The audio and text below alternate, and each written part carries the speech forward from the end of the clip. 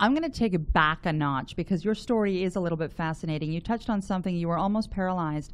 What happened and how did you move through that? Because that in itself has to be a bit of a wake-up call. Can you tell us a little bit about your story? Yes, and I'll go back to the purposeful difference between medical science and healing and holistic, what I'm doing now in a second. Right. But I was actually looking for a question. I had questions. I was looking for answers like many people do as a young adult. I was going through high school and then college, and I'm saying, God, what do you want me to do, right? It's just like, okay, my guidance counselor wants this for me. You know, the aptitude tests say this.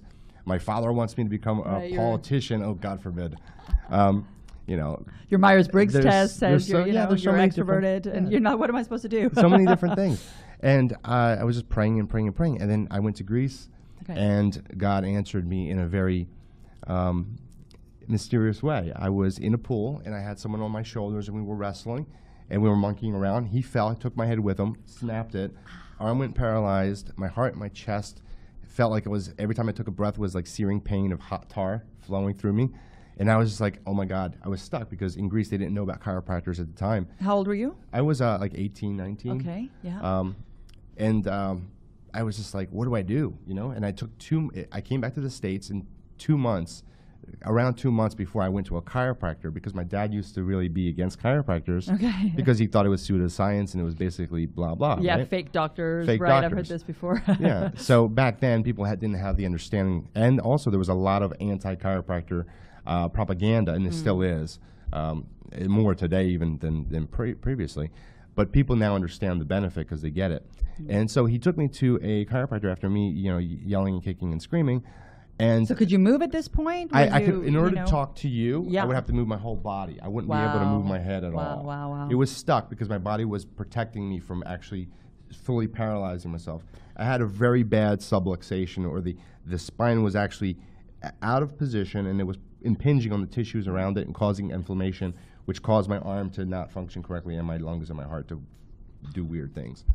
So after that, the chiropractor, you know, I was looking up at the lights kind of like over here, and I was just like, please, God, don't let him fully paralyze me, because this is bad. Everyone that's touched my neck, physical therapists, other medical doctors, you know, they were like, oh, you're fine here, you're just stressed here, take this drug. Nobody could help me with all their diplomas, and they looked older, the white lab coats, everything. And then this guy comes, he's middle-aged, he's kind of like, he was in his 40s, like me, kind of, and he just puts his hands calmly on my neck, and I'm just like praying.